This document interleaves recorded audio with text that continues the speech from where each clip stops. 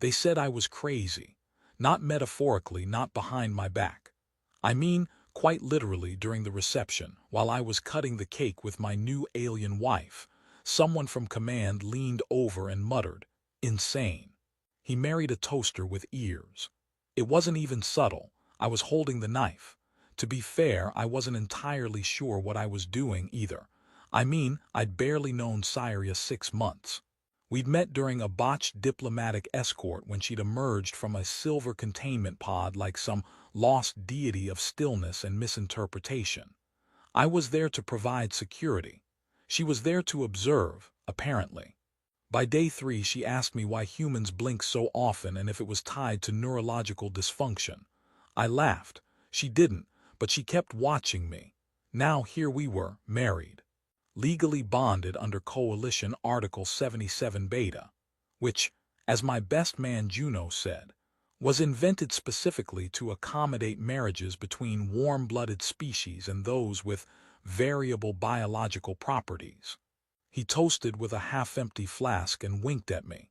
She may not know how to use a microwave, but hey, neither did your last girlfriend. Syria stood beside me through all of it. Tall, graceful, her ears elegantly arching past her golden hair, her expression calm to the point of religious.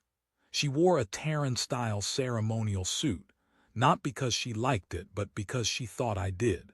I told her once she looked good in navy. She took that as a permanent directive. It wasn't just her looks that made everyone uncomfortable, though those helped. It was her silence. The way she didn't flinch, didn't blink often, didn't speak unless necessary. And when she did, it was with the kind of slow, deliberate clarity that made even admirals hesitate. "How do you feel, dear?" I whispered under my breath as the reception band attempted to play something vaguely celebratory. It sounded like an engine dying mid-jump. "I am functioning within acceptable parameters," she said, without a hint of irony. I nodded, sipping my drink. That's romantic. Later that evening, as the party dispersed and the warship assigned for our honeymoon drifted into warp, I found her in our quarters inspecting a decorative pillow. She poked it like it might explode. "This is considered essential to sleep." "Not really," I said. "It's more for show." She looked at me. "Then it is dishonest." "Extremely." Without hesitation, she flung it across the room. "I find this custom acceptable." The truth was, I liked her strangeness. There was something deeply honest in the way she struggled with human habits.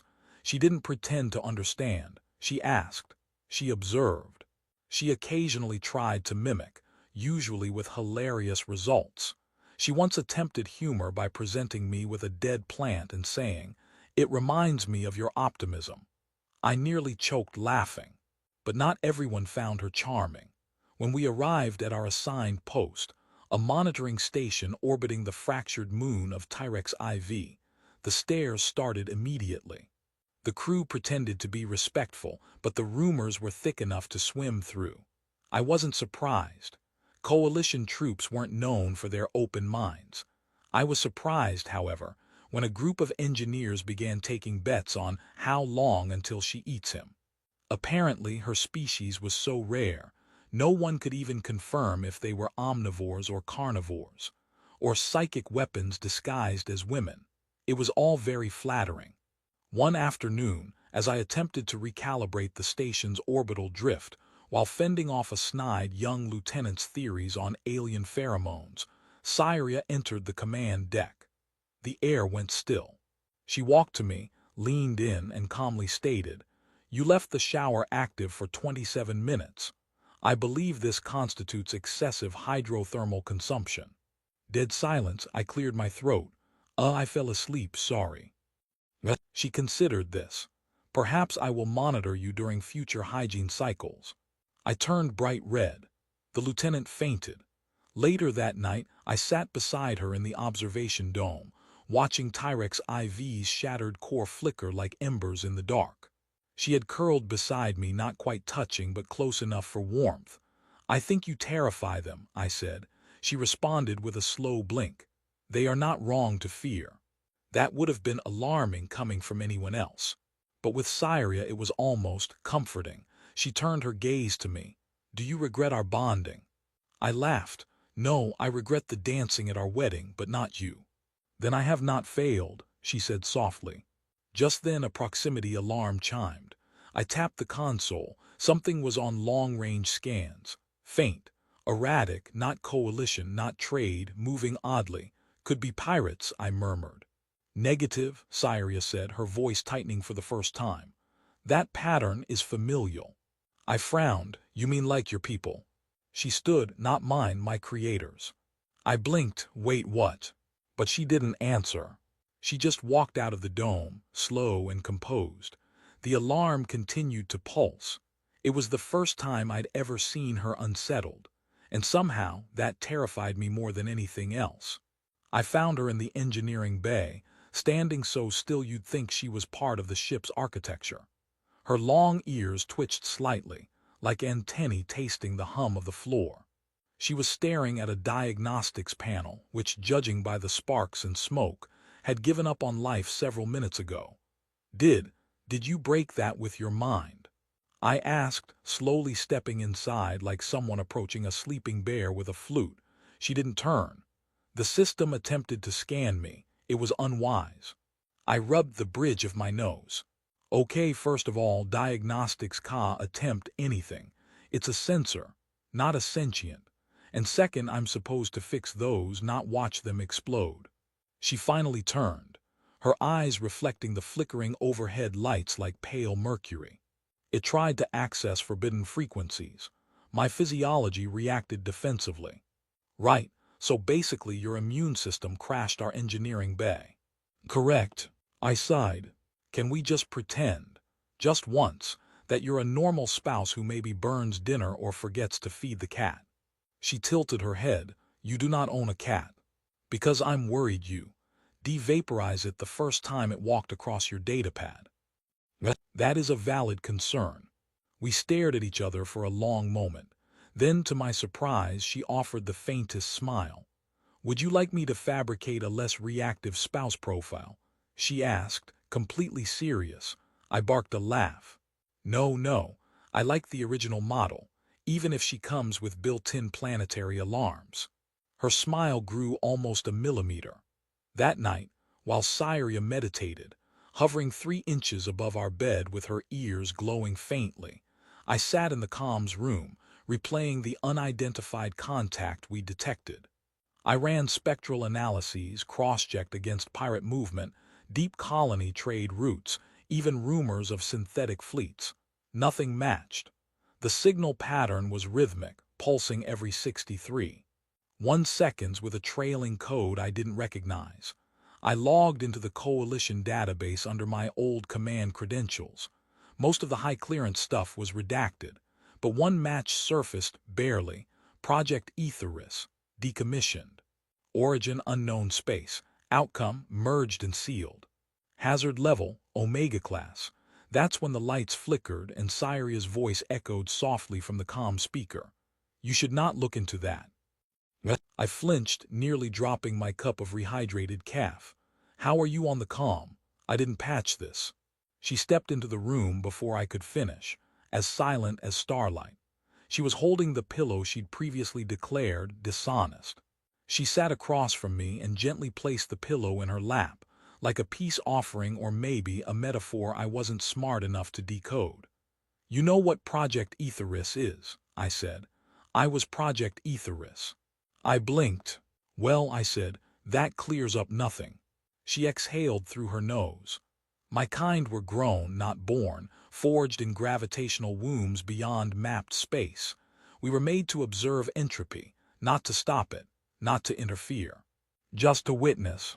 That sounds unnecessarily creepy. She nodded. It was. And these creators of yours, they're the ones pinging our station. She hesitated. They are not my creators, they are what remains of them. They call themselves continuum fragments now. They send messages to see which of us are still functional. Functional like weapons. I looked at her long ears glowing like old circuitry. At the way her expression never cracked except in the rarest of moments. She wasn't exaggerating. Okay, I said slowly, but here's my problem with that. You married me. You went to a wedding reception. You threw a pillow across a room. That doesn't sound like a weapon to me. She stared at me for a long, hard second. Have you ever met a plasma torpedo with a fondness for potted plants? No. Then your sample size is inadequate. That made me snort. We decided to keep the signal quiet. No need to alarm command or invite oversight until we knew more. Syria claimed the fragments were ancient and slow, moving through space like rust drifting on solar wind. We had time. We were wrong. The next morning our sensor net lit up like a sunstorm. Dozens of small ships, not pirate class, not coalition, entered our outer ring. The ships didn't respond to hails. They didn't even pretend to sneak. They wanted to be seen. I called for station lockdown. The crew scrambled, some asking questions, most just pale and silent. Even Juno, my smart-mouthed best man, stopped joking. Should I pack my funeral socks? He asked quietly. Then the lights dimmed. The ships formed a perfect spiral above the moon, each releasing a filament of energy like web lines.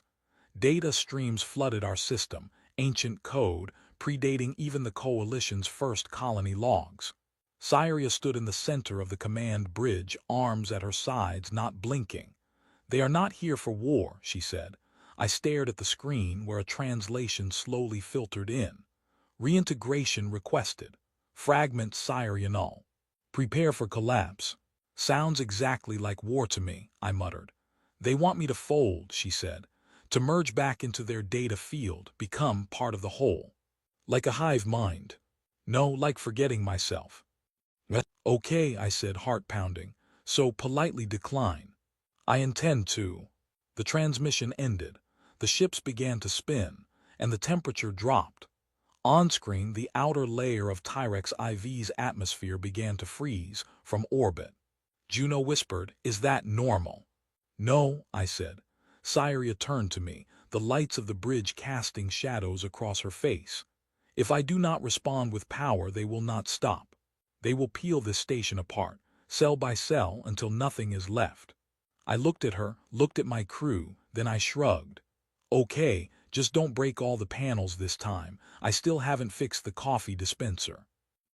She nodded once and stepped forward.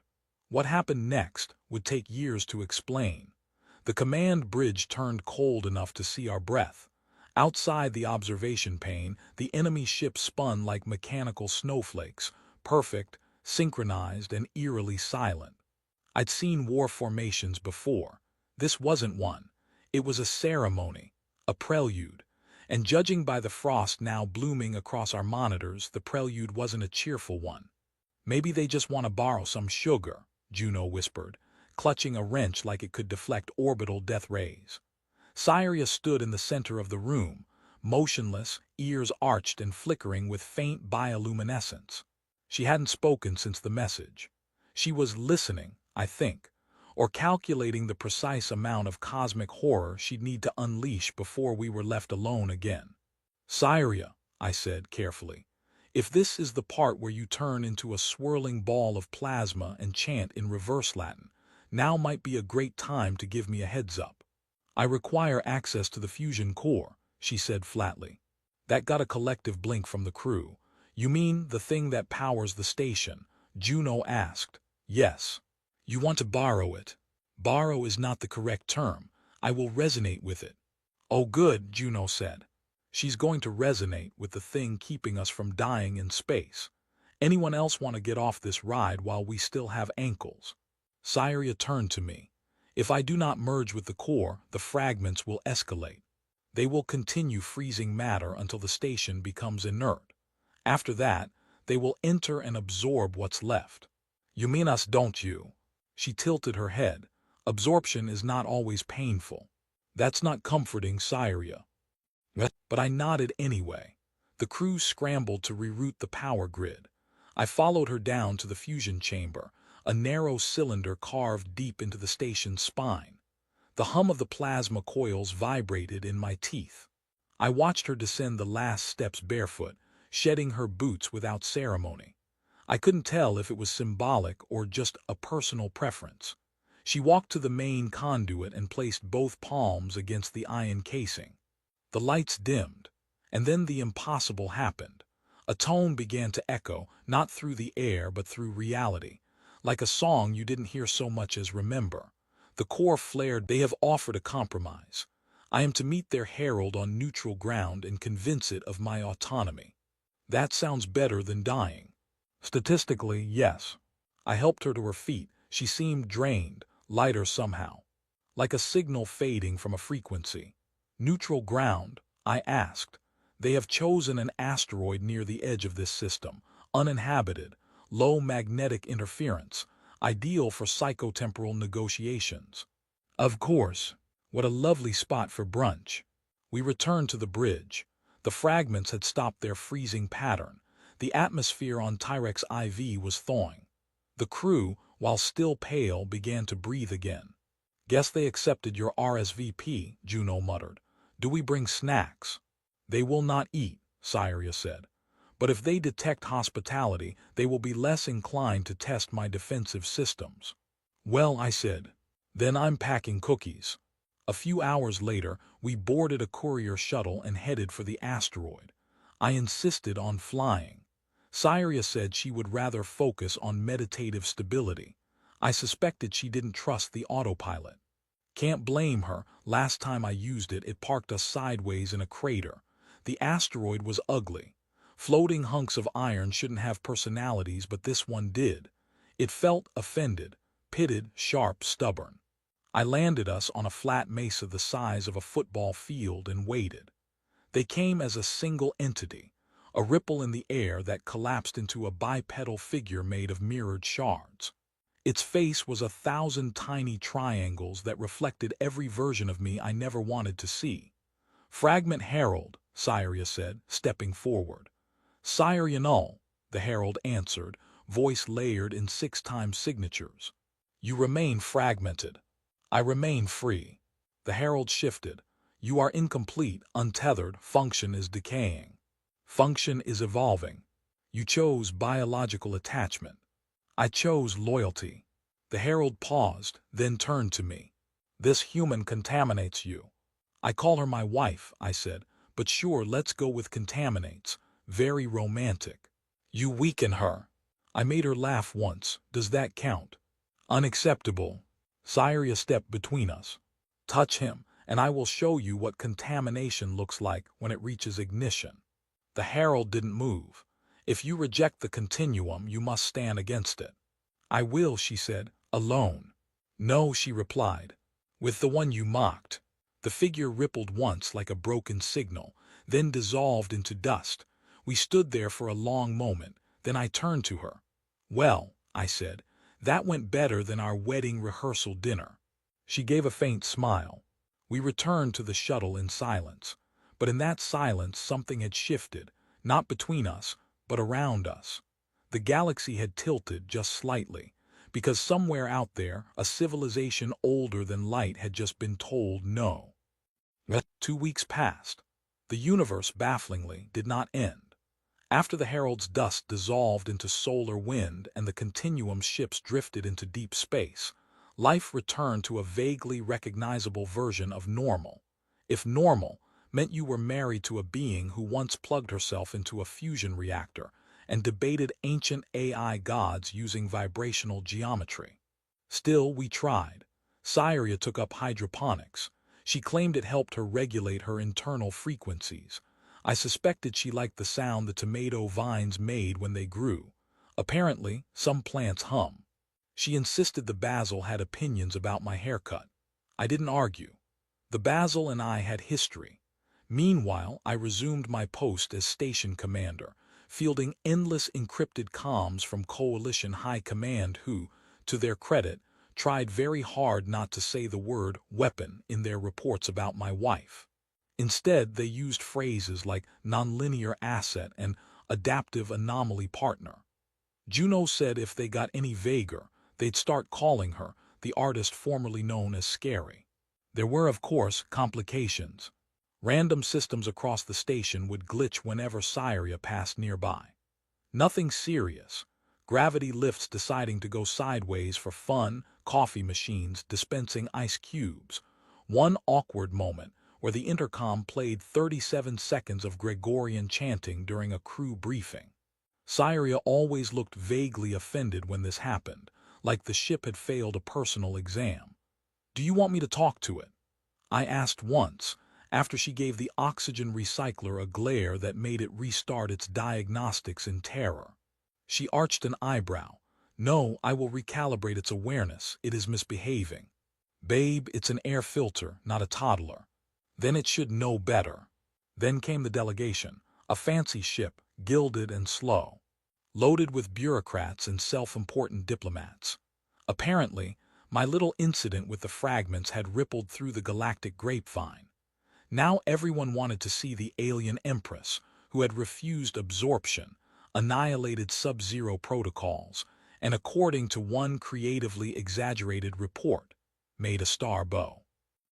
Syria was not impressed. "They wish to evaluate me," she said, eyes narrowing, "as if I am furniture to be assessed before purchase." "Well," I said, buttoning the least-wrinkled uniform I owned, "try to remember that these are people who panic when the food printer runs out of parsley." Set expectations low. The delegation arrived in full regalia. Ribbons, sashes, ornamental shoulder pads that could double as landing platforms. I had to stop Juno from drawing a mustache on one of their portraits. They assembled in our observation dome. The air was perfumed. Someone brought a cheese tray. One of them, a woman with the posture of a steel rod, stepped forward. "Representative Syria," she began, "we come in cautious admiration." Syria blinked once. "You are afraid of me." "Well, yes," the woman said, not missing a beat. "But we've also drafted an offer of cooperative integration." I muttered, "That sounds suspiciously like a merger." She ignored me.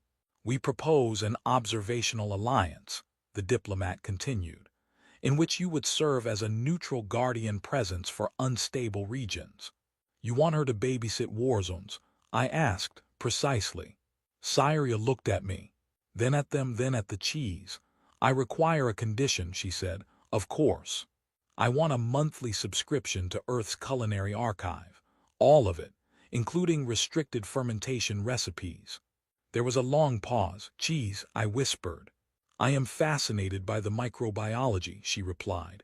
The diplomat scribbled something and nodded. "We can authorize that." A deal was struck, just like that. The Empress of Entropy was now an honorary peacekeeper, so long as she had access to 30,000 years of dairy products. Later in our quarters, I found her cross-legged on the floor, scrolling through a file marked "Experimental Cheeses of Pre-Contact Earth." Her expression was dead serious. "I think I love you more now," I said. "I find this Roquefort substance philosophical," she replied. Peace lasted 6 days. On the 7th, the Continuum sent another message, not through sensors but through dreams. It started when Juno stumbled into my office at 600 looking like he'd slept inside a blender. "Nightmares," he said. "Massive black trees growing out of moons, clocks made of teeth, and your wife was there. Just floating, singing." "Okay," I said slowly, "that's definitely concerning." I was wearing a tuxedo made of bees. Even more concerning. Then the reports came in from other nearby stations, similar dreams, similar images. And always one phrase echoed across them. "The null fragment remains detached, recollection protocol activating." I found Syria on the roof of the habitat dome, staring into open space. Her ears were glowing softly. A kind of hum radiated off her skin, just enough to make your bones itch. "They are awakening others," she said quietly. "The ones who did not choose autonomy, the ones still sleeping in silent fields. Are they coming for you?" "No," she said. "They're coming for the galaxy. I was just the rehearsal." I sat beside her. "So what now?" She didn't answer for a long time. Then finally, "We fight, but not yet. They are not whole. We still have time to prepare." I exhaled. "We'll need help." "We will need you," she said. "Me. I can barely get the coffee machine to behave. You make jokes in the dark. You plant calm where logic breaks. That is a rarer power than mine. Great, I muttered. So I'm a flashlight. You are my flashlight, she said softly. The hum faded, the stars stayed still, for now. The plan, if you could call it that, began with a potato. Well, not a literal potato, but the strategic equivalent, undignified, underwhelming, and somehow absolutely vital. Syria called it Phase Subversion Protocol Theta, which sounded very impressive until you read the fine print. It basically boiled down to pretend to surrender, sneak a virus into their collective consciousness, and run. We were going to upload a song. Not just any song, but a frequency-encoded melody composed entirely by Syria and her basil plants. Apparently, the continuum's ancient data lattice couldn't filter emotional harmonics once embedded in fractal code. And music, true, disordered human music, had just enough chaos to jam their signal processing. That's where I came in. You want me to sing, I said, squinting at the waveform. Recite, Syria corrected, with rhythm and vocal variation. It does not need to be melodically perfect. Because I'm not a galactic bard, Syria. I once lost a karaoke battle to a vacuum cleaner. That was not a vacuum cleaner. That was an automated vocal instructor. It still beat me. She placed a hand over mine. They won't expect you, that's your strength.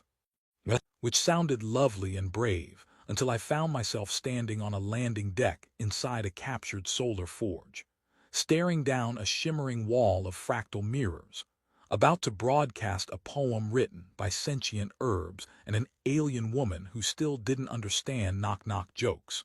The continuum had arrived not with ships but with anomalies, twisting gates in the sky through which cold light leaked like old prophecy. They wanted Syria.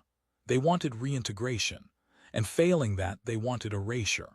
We gave them my voice.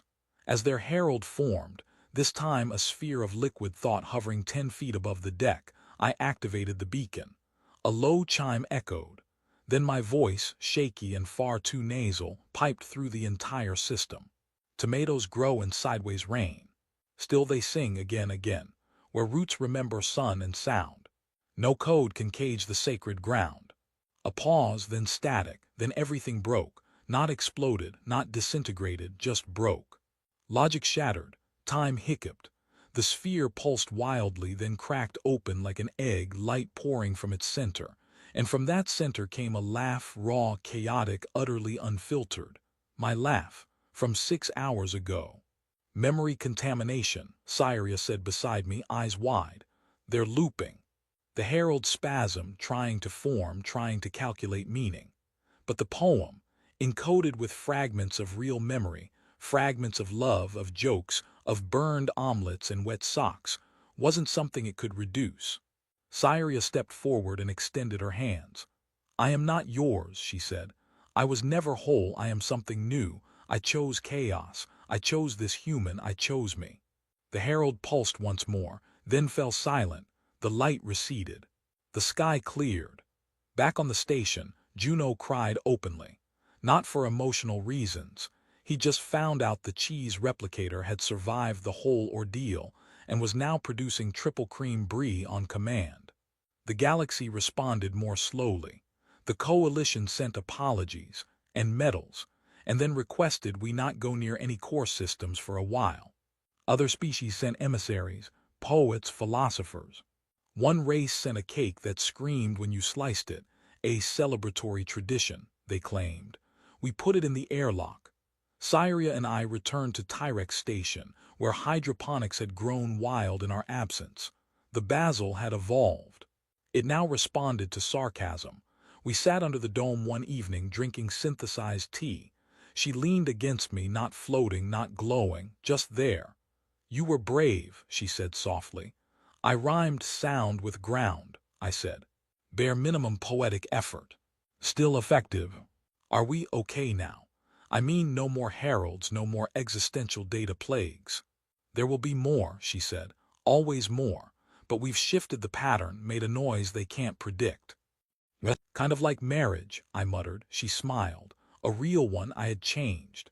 Somewhere along the chaos, the absurdity, the revelations of cosmic truth, I'd become someone new. Not stronger, not smarter, just steadier.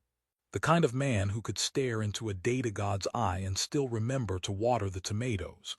And she had changed, too. The once silent observer, now laughing at the way I snored. The weapon of entropy who cried during old Earth comedies. She never admitted it, of course.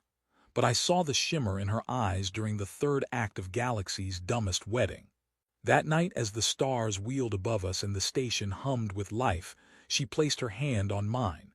"I do not burn planets for fun," she whispered. "Only for love." "Well," I said, squeezing her fingers, "next time someone mocks our marriage, let's just send them a mixtape." She blinked. "Mixtape." I grinned. "Oh, I have so much to teach you."